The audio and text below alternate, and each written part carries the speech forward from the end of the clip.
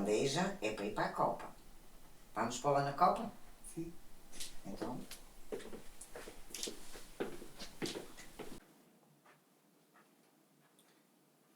Isto é bom.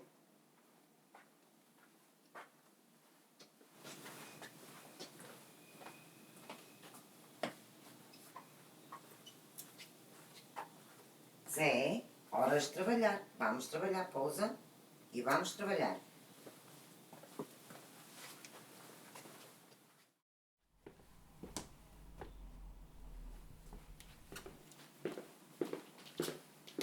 Eu gosto disto. Zé, o cliente consumiu isso. Isso é lixo. Está bem.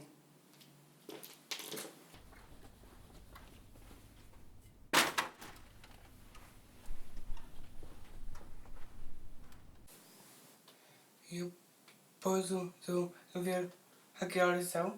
Claro que sim, Zé.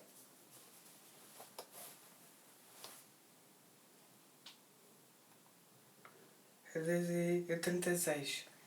Então são horas de... Lanchar. Então vamos.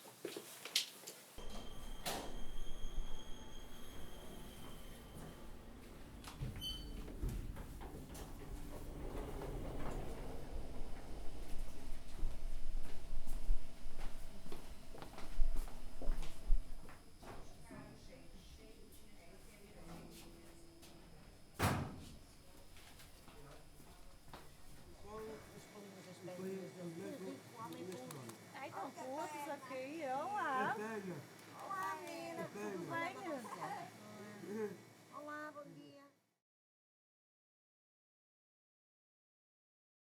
Não se come durante o horário de trabalho e, por muito que surjam tentações, temos de cumprir as regras impostas.